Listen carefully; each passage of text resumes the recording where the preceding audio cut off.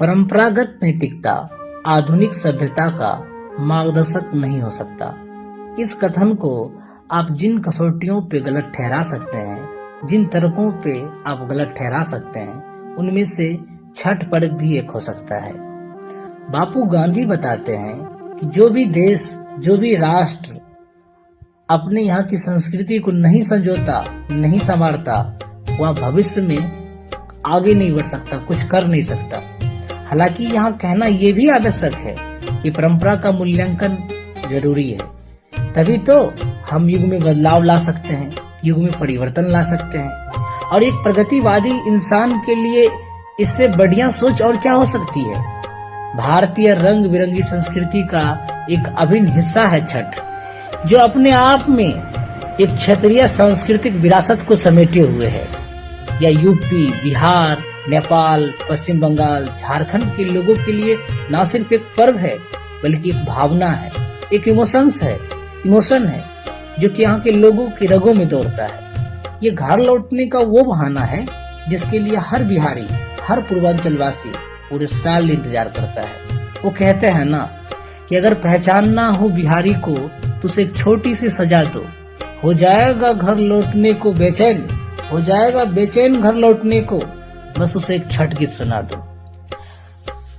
आज हम यही जानने का प्रयास करेंगे कि हम छठ पूजा मनाते क्यों हैं। इसके कारणों को मैंने दो भागों में बांटा है, एक पौराणिक कारण और एक तार्किक कारण। पौराणिक कारण में पौराणिक कथाएं होंगी, उसके अंतर्गत छठ के मनाए जाने की अनेक कहानियां प्रचलित है। उनमें से एक कहानी ये है कि जब पांडव कौरवों से अपना सारा राजपाट जुए में हार गए थे, तब श्री कृष्ण के द्वारा बताए जाने पर पांडवों की जो पत्नी थी द्रौपदी, उसने छठ का व्रत रखा। तब उनकी मनोकामना पूरी हुई और पांडवों को उनका राजपाट जो है वापस मिला। लोक परंपरा के अनुसार ये भी पता चलता है कि सूर्य देव और छठी मैया का जो संबंध है ना, भाई बहन का है, जिसमें छठी मैया का ब्याह हो रहा है, छठी मैया की शादी हो रही है और जिसके लिए भाई सूर्य का इंतजार किया जा रहा है।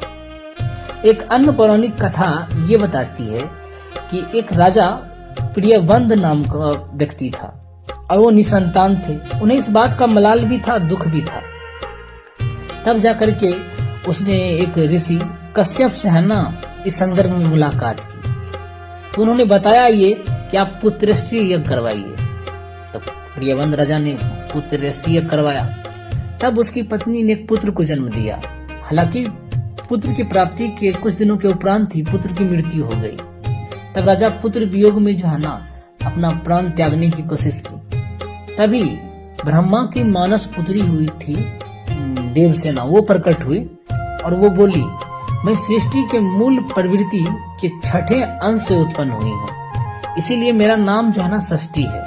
तुम मेरी ऐसा करो कि तुम मेरी पूजा करो और लोगों में भी इसका प्रचार प्रसार करवाओ। राजा प्रियवंद ने वैसा ही किया। तब जाकर के उसे एक पुत्र की प्राप्ति हुई जो कि उसके राजपाट को आगे संभाला।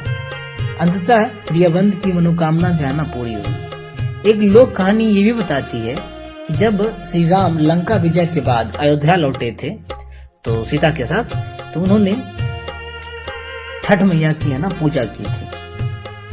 अब छठ के मनाए जाने के तार्किक कारणों को, तार्किक आधार को हम लेते हैं।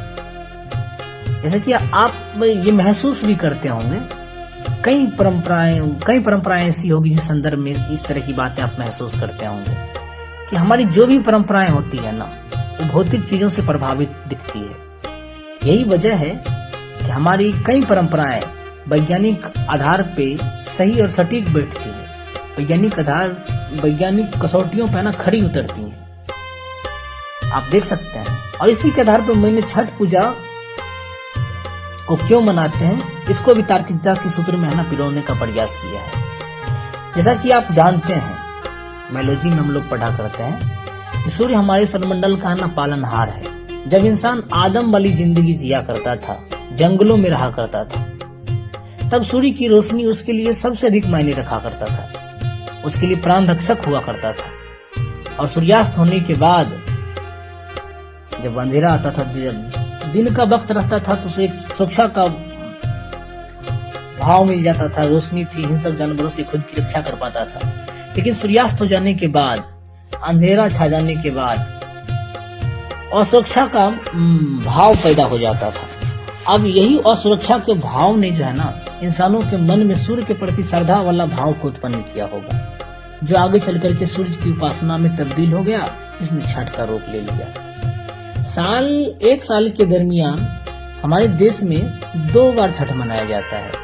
एक छठ का नाम है शारदीय छठ और एक छठ का नाम है चैती छठ। शारदीय छठ नवंबर के महीने में, जबकि चैती छठ जो है ना, वो अब मार्च अप्रैल के महीने में मनाया जाता है।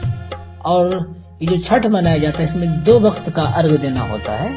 सुबह के अर्घ को उषा अर्घ कहा जाता है, जबकि शाम के अर्घ को गोधूली अर्घ कहा जाता है। उम्मीद करते हैं कि आपको छठ पूजा के संदर्भ में जितनी भी जानकारी दी गई आपको अच्छी लगी होगी। नमस्कार।